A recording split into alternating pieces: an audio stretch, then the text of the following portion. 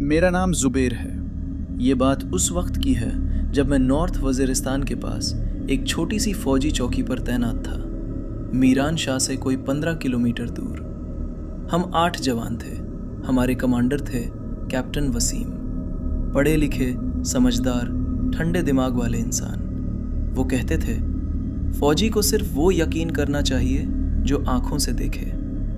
वो बात उन्होंने बाद में वापस ली। हमारी चौकी एक पहाड़ी ढलान पर बनी थी।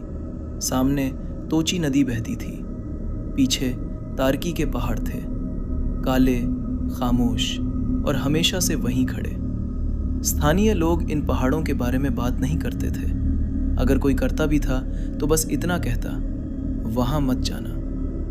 हम फौजी थे, हमें डर नहीं लगता था, या कम से कम हम यही समझते थे। हमारे आने के तीसरे हफ्ते ऊपर से हुक्म आया कि चौकी के गिर्द नई खंदकें खोदी जाएं। सिक्योरिटी और मजबूत करनी थी। हमने खुदाई का काम शुरू किया। पहले 2 दिन बिल्कुल नॉर्मल रहे। तीसरे दिन जब हमने चौकी की पिछली तरफ खुदाई शुरू की, हमारे एक साथी सलीम ने अचानक अपना बेलचा रोक लिया। मैंने पूछा, क्या हुआ सलीम?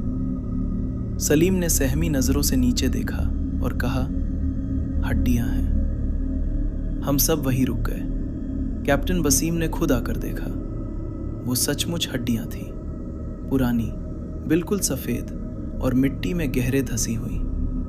कैप्टन ने तसल्ली देते हुए कहा, पुरानी कब्रें होंगी, यहाँ पहले काफी पुरानी आबादी रही है, काम जारी रखो। हमने काम जारी रखा, लेकिन उस रात सब कुछ बदल गया। उस रात के करीब 12 बजे का वक्त था। हमारे 2 पालतू कुत्ते जो चौकी पर तैनात थे, दोनों अचानक एक साथ जोर जोर से भौंकने लगे। चौकी की पिछली तरफ, ठीक उसी दिशा में जहां खुदाई हुई थी। ड्यूटी पर मौजूद जवान फैसल ने तुरंत उस तरफ टॉर्च मारी। वहां कुछ नहीं था, लेकिन कुत्ते भौंकना बंद नहीं कर रहे थे। वो लगातार 15 मिनट तक पागल की तरह भौंकते रहे। फिर अचानक एकदम चुप हो गए। दोनों कुत्ते डर के मारे एक कोने में चले गए और पूंछ दबाकर दुबक कर बैठ गए। फैसल ने हमें सुबह ये बात बताई। हमने हंसकर टाल दिया और कहा, कोई जंगली जानवर होगा। लेकिन अगली रात ठीक इसी वक्त, ठीक इसी तरफ यही अजीब घटना दोबारा हुई। तीसरी रात वायरलेस रेडियो पर अचानक एक आवाज गूंजी, हमारी ही सीक्रेट फ्रीक्वेंसी पर। लेकिन वो हमारा बेस कैंप नहीं था। एक आवाज थी, बेहद धीमी, पुरानी और ऐसी गूंजती हुई जैसे वो सदियों दूर से आ रही हो, और वो पश्तो जबान में कुछ बुदबुदा रही थी। हमारे साथी इदरीस को पश्तो आती थी। उसने जैसे ही वो आवाज सुनी, उसका चेहरा पीला पड़ गया और हाथ कांपने लगे। कैप्टन वसीम ने घबरा कर पूछा, क्या कहा उसने इदरीस? इदरीस ने सूखी थूक निगली और कहा, सर, उसने कहा, तुमने हमें जगा दिया। कमरे के अंदर एकदम मुकम्मल खामोशी छा गई। कैप्टन वसीम ने तुरंत रेडियो बंद किया और माहौल को संभालते हुए कहा, कोई क्रॉस सिग्नल था और कुछ नहीं। लेकिन उस रात कैप्टन वसीम ने खुद पहरे की ड्यूटी ली। चौथी रात मेरी ड्यूटी थी। रात के करीब 2 बज रहे थे। हवा में अचानक एक अजीब और भयानक बदबू फैल गई, पुरानी, बहुत भारी, जैसे गीली मिट्टी और पुराना सड़ा हुआ मांस आपस में मिल गए हों। ये वही सड़ांध थी जो अक्सर सदियों पुराने कब्रिस्तानों के पास से आती है। मैंने टॉर्च जलाकर इर्द गिर्द देखा, लेकिन कुछ दिखाई नहीं दिया, मगर वो बदबू लगातार गहरी होती जा रही थी। और फिर अचानक चौकी के चारों तरफ एक बर्फीली ठंडक महसूस हुई। ये ऐसी ठंड थी जो मौसम की हवा से नहीं आती, बल्कि रीढ़ की हड्डी से होते हुए रूह तक उतर जाती है। मैंने घबरा कर पलट कर देखा, कुछ नहीं था। लेकिन तारकई के पहाड़ों की तरफ, ऊपर की ओर, कुछ हिलता हुआ महसूस हुआ, जैसे कोई बहुत बड़ी सायानुमा चीज पहाड़ी की ढलान से नीचे उतर रही हो।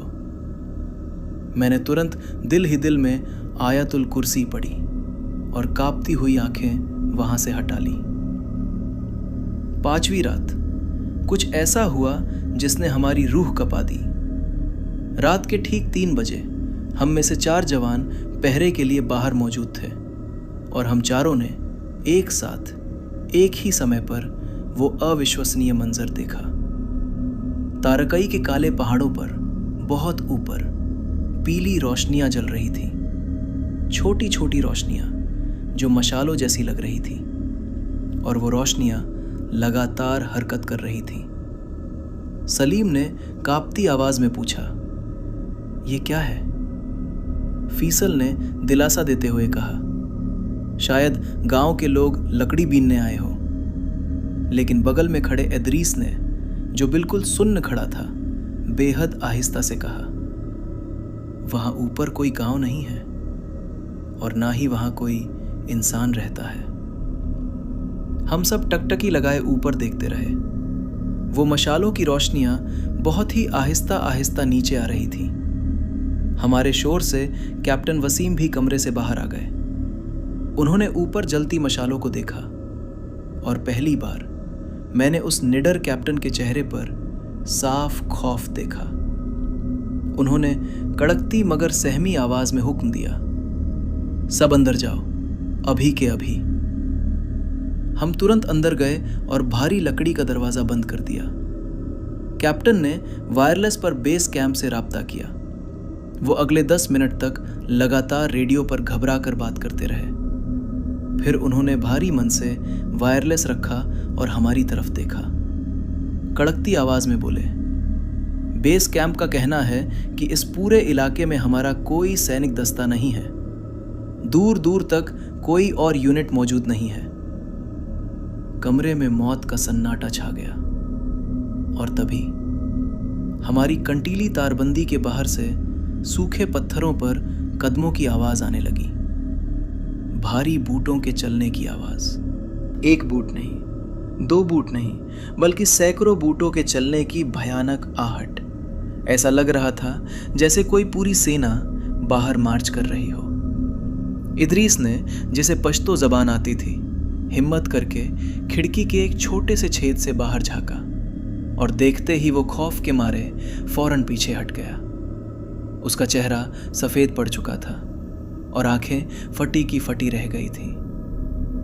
कैप्टन वसीम ने आगे बढ़कर पूछा, क्या देखा इदरीस?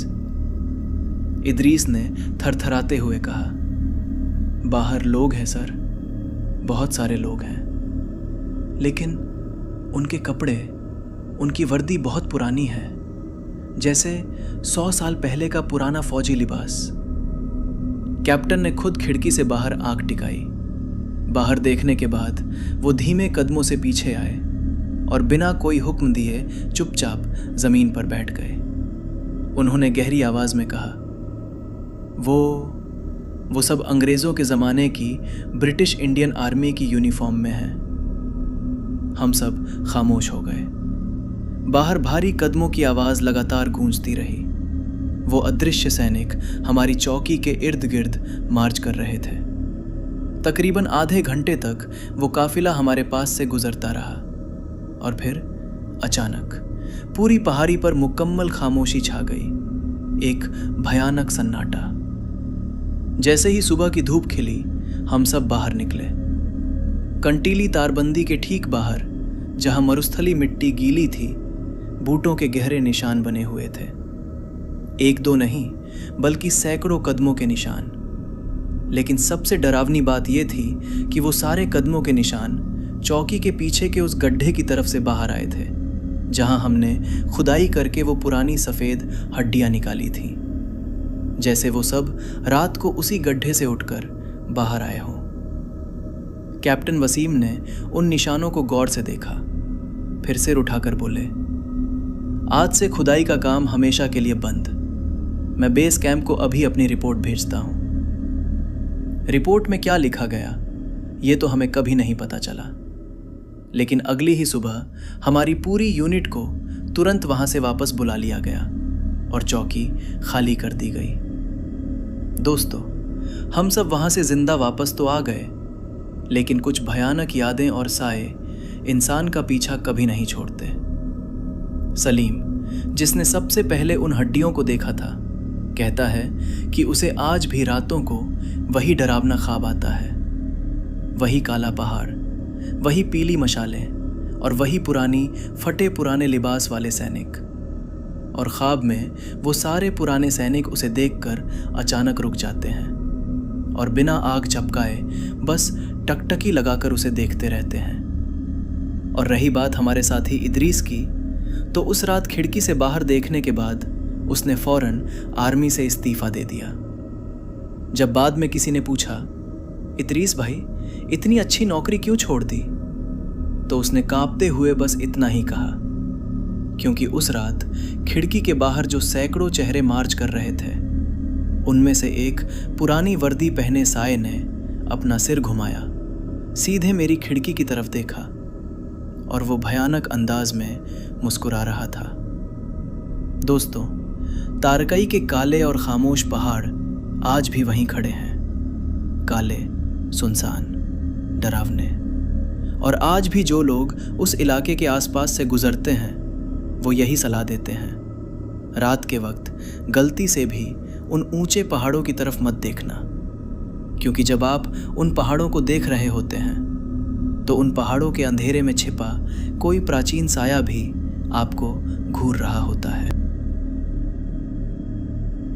मेरा नाम तारिक है। ये बात उस वक्त की है जब मैं पाकिस्तान आर्मी में सिपाही था। उम्र तब 21 साल थी। रावलपिंडी का रहने वाला था। घर पर अम्मी थी, छोटा भाई था। फौज में भर्ती होने के कोई 1.5 साल बाद मुझे खैबर पख्तूनख्वा के पहाड़ी इलाके में पोस्टिंग मिली। नाम नहीं बता सकता उस जगह का, लेकिन इतना बताऊंगा कि वो इलाका बेहद दूर दराज था। आसपास कोई आबादी नहीं, सिर्फ पहाड़, पत्थर और ऊंचे दरख्त जो रात को काली दीवारों जैसे लगते थे। हमारी चौकी का नाम था चौकी नंबर 7। 5 जवान थे हम। हमारे हवलदार का नाम था हवलदार साबिर। उम्र दराज आदमी, 15 साल की फौजी सर्विस। कम बोलते थे, लेकिन जो बोलते थे वो सीधे दिमाग में बैठ जाता था। चौकी पहाड़ की ऊंचाई पर बनी थी। चारों तरफ कंटीली तारबंदी थी। एक छोटा सा कमरा था, एक वॉकी टॉकी, एक पुरानी लालटेन, और रात को हर 2 घंटे बाद ड्यूटी बदलती थी। वो जगह दिन में भी बिल्कुल सुनसान और खामोश थी। रात को वहां ऐसी खामोशी छा जाती थी जो कानों में चुभती थी। पहले कुछ हफ्ते बिल्कुल नॉर्मल रहे। दिन में ड्यूटी, रात को पहरा, बीच बीच में खाना, चाय और बातें। हवलदार साबिर कभी कभी पुराने किस्से सुनाते थे, फौजी जिंदगी के जांबाज किस्से। लेकिन एक बात थी जो मुझे शुरू से थोड़ी अजीब लगी। चौकी के पास तारबंदी से कोई 20 कदम दूर एक पुरानी कब्र थी, अकेली, बेनाम। कोई पत्थर नहीं, कोई निशान नहीं, बस जमीन पर मिट्टी का एक उभार था। मैंने एक दिन हवलदार साबिर से पूछा, वो कब्र किसकी है? उन्होंने एक लम्हे के लिए उस तरफ देखा, फिर धीमे स्वर में बोले, पता नहीं, पहले से है।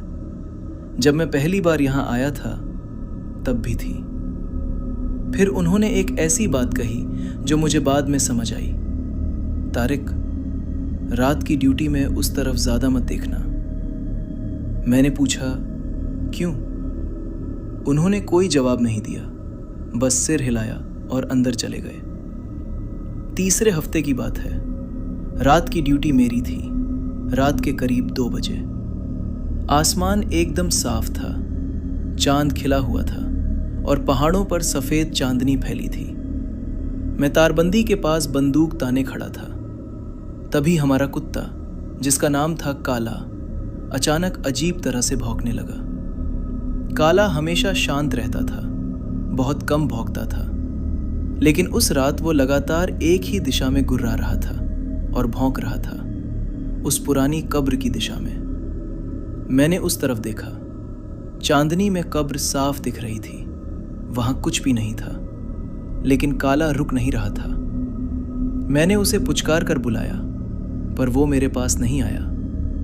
वो 5 मिनट तक वैसे ही पागल की तरह भौंकता रहा।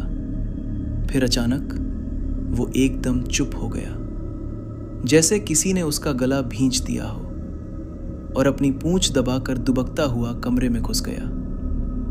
मैंने सोचा कोई जंगली जानवर होगा, लोमड़ी या कुछ और। लेकिन अगली रात ठीक इसी वक्त, ठीक इसी सिमत में वही चीज दोबारा हुई। चौथे हफ्ते की एक रात मेरी ड्यूटी थी। रात के करीब 2:30 बजे का वक्त था। सब गहरी नींद सो रहे थे। मैं अकेले बाहर पहरा दे रहा था। वायरलेस मेरे हाथ में था। तभी वायरलेस पर अचानक एक आवाज गूंजी, स्टैटिक, तेज खड़खड़ाहट। फिर उस खड़खड़ाहट के पीछे से एक दबी हुई आवाज आई, बहुत धीमी, ठंडी मर्दाना आवाज।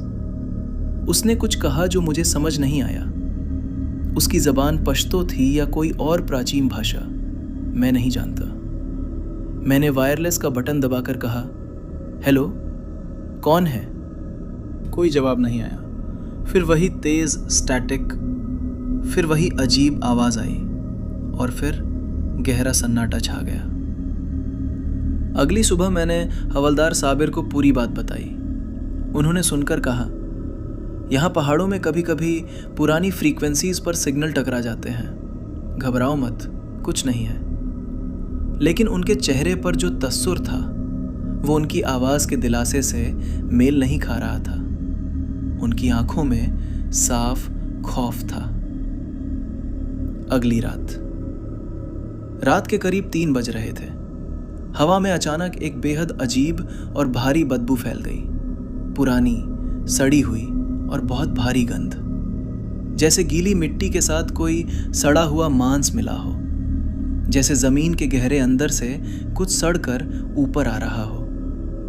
वो गंध उसी तरफ से आ रही थी, उस बेनाम पुरानी कब्र की तरफ से। मैंने घबराकर टॉर्च की लाइट उस तरफ मारी। कब्र वही थी, वही मिट्टी का उभार। लेकिन उस रात उस उभार के पास की मिट्टी थोड़ी सी हटी हुई लग रही थी, जैसे किसी ने उसे अंदर से ऊपर की तरफ धकेला हो। मेरे पूरे जिस्म में एक बर्फीली सनसनी दौड़ गई। मैंने तुरंत मन ही मन आयतुल कुर्सी पढ़ी और कांपते हुए अपनी नजरें वहां से हटा ली। उसी रात कुछ ही देर बाद मुझे अपने जिस्म पर एक भयानक ठंड महसूस हुई। अचानक मेरे ठीक पीछे जैसे कोई बर्फ की दीवार खड़ी हो गई हो। ये ऐसी ठंड थी जो मौसम की नहीं थी, जो रीढ़ की हड्डी से होते हुए रूह तक उतर जाती है। मैंने चौंक कर पलट कर देखा, लेकिन वहां कुछ भी नहीं था। और तभी तारबंदी के बाहर सूखे पत्थरों पर किसी के कदमों की आहट आई, आहिस्ता, बाकायदा, एक लय में, जैसे कोई भारी बूट पहने हुए कंटीली तारबंदी के साथ साथ धीरे धीरे गश्त लगा रहा हो। मैंने तुरंत टॉर्च की तेज रोशनी बाहर मारी। वहां सूने पत्थरों के सिवा कुछ नहीं था, लेकिन पत्थरों पर बूटों की वो चरमराने की आवाज लगातार आती रही। मैंने दौड़कर हवलदार साबिर को जगाया। वो फौरन उठे, बाहर आए और ध्यान से सुना। उनके आते ही वो आवाज अचानक बंद हो गई। हवलदार साबिर ने मुझसे कुछ नहीं कहा। वो बस खामोशी से वापस अंदर चले गए। लेकिन उस रात वो दोबारा सोए नहीं, बस लालटेन की मध्यम रोशनी में आंखें खोले बैठे रहे। 5वें हफ्ते की बात है। रात की ड्यूटी मेरी ही थी। रात के करीब 1 बज रहा था। आसमान पर घने काले बादल छाए हुए थे। चांद पूरी तरह छुप चुका था और चारों तरफ गहरा, डरावना अंधेरा था। मैं ठंडी हवा के झोंकों के बीच तारबंदी के पास खड़ा था। तभी अचानक मुझे लगा कि कब्र के पास कोई परछाई हिली। मैंने धड़कते दिल के साथ टॉर्च ऑन की और रोशनी फेंकी।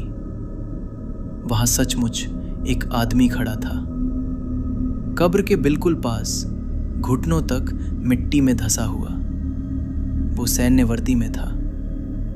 मेरा दिल एक लम्हे के लिए जैसे पूरी तरह थम गया। मैंने बंदूक तान कर पूरी ताकत से ललकारा, कौन है वहां? वो धुंधला सा दिखने वाला आदमी अपनी जगह से टस से मस नहीं हुआ। मैंने और चिल्लाकर दोबारा ललकारा। इस बार उसने बहुत धीरे से अपना सिर घुमाया और सीधे मेरी तरफ देखा।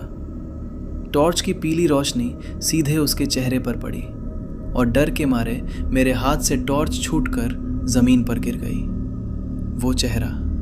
वो चेहरा बिल्कुल हूबहू हवलदार साबिर का था। लेकिन ये कैसे हो सकता था? हवलदार साबिर तो अभी अंदर कमरे में सो रहे थे। मैंने खुद उन्हें 10 मिनट पहले अपनी आंखों से कंबल ओढ़कर सोते देखा था। मैंने कांपते हाथों से जमीन से टॉर्च उठाई और दोबारा उस चेहरे पर रोशनी मारी।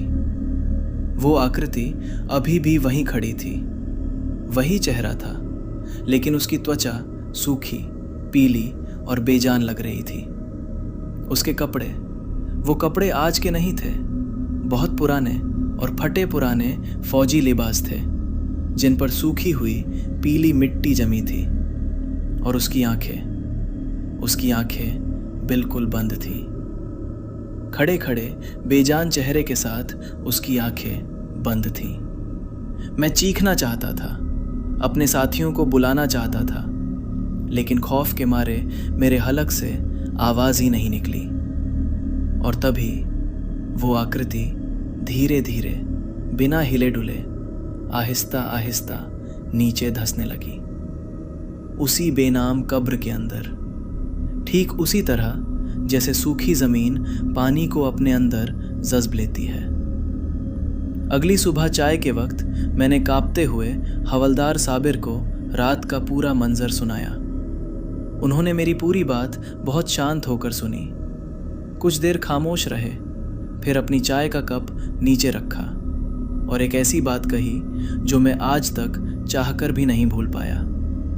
उन्होंने कहा, तारिक, ये कोई पहली बार नहीं हुआ है। मैंने घबरा कर पूछा, क्या मतलब? उन्होंने गहरी सांस ली और बोले, इस चौकी पर जो भी नया सिपाही ड्यूटी के लिए आता है, वो किसी न किसी रात ये खौफनाक नज़ारा ज़रूर देखता है। वो रूह हमेशा हमारे ही किसी करीबी का रूप लेती है। किसी को अपनी बूढ़ी माँ नज़र आती है, किसी को सगा भाई। मुझे भी मेरा ही चेहरा दिखा था जब मैं 15 साल पहले पहली बार यहाँ आया था। मैंने कांपती आवाज़ में पूछा, आखिर ये भला क्या है? हवलदार साबिर ने दूर उस बेनाम कब्र की तरफ देखा और आहिस्ता से कहा, वो कोई पुराना वफादार जवान है, बहुत पुराना, शायद अंग्रेज़ों के ज़माने का सिपाही, या शायद उससे भी पहले का। वो शहीद होने के बाद भी अपनी ड्यूटी नहीं भूला है। वो अब भी रात को पहरा देता है, गश्त लगाता है, और जब कोई नया जवान चौकी पर आता है तो वो उसे सचेत करने के लिए एक बार ज़रूर सामने आता है। मुझे समझ नहीं आया कि मैं इस बात पर क्या कहूँ। हवलदार साबिर ने मेरे कंधे पर ढाढ़स बंधाते हुए हाथ रखा और बोले, डरो मत तारिक, वो हमारा दुश्मन नहीं है। वो तो बस अभी तक अपनी ड्यूटी से रिटायर नहीं हुआ है। दोस्तों, तारिक आज फौज से सम्मान के साथ रिटायर हो चुका है। वो अपने घर पर है, बीवी और बच्चे हैं, सब खुश हैं। लेकिन वो कहता है कि आज भी कभी कभी तूफ़ानी रातों में, जब घर के सारे लोग गहरी नींद सो जाते हैं, उसे अपने पक्के मकान के बाहर गलियारे के पत्थरों पर किसी के कदमों की वही जानी पहचानी आवाज़ आती है, आहिस्ता, बाकायदा, भारी बूटों की आहट, जैसे कोई रखवाला रात के सन्नाटे में पहरा दे रहा हो। वो घबरा कर उठता है, खिड़की का पर्दा हटाकर बाहर झांकता है, लेकिन वहाँ कोई इंसान नहीं होता। लेकिन उसका वफादार कुत्ता जिसे उसने घर में पाला हुआ है, वो हर बार उठकर खिड़की की उसी एक ही सिमत में टकटकी लदाकर घूरता है, थर थर कांपता है और डर के मारे अपनी दुम दबाकर सोफे के नीचे छुप जाता है। दोस्तों, कुछ जाबाज सिपाही ऐसे वफादार होते हैं जिन्हें पता ही नहीं चलता कि उनकी ड्यूटी कब खत्म हो गई। वो हमेशा उसी सरहद पर, उसी चौकी पर रह जाते हैं, उसी अनथक पहरे में, उसी खौफनाक आखिरी रात में। और शायद यही उनकी सरहद के प्रति सच्ची वफादारी है। मैं हूं आपका अहमद। ये थी अहमद मिडनाइट टेल्स। कहानी पसंद आई हो तो लाइक करें, सब्सक्राइब करें और घंटी का बटन ज़रूर दबाएं। अगली रात एक और खौफनाक दास्तान के साथ मुलाकात होगी।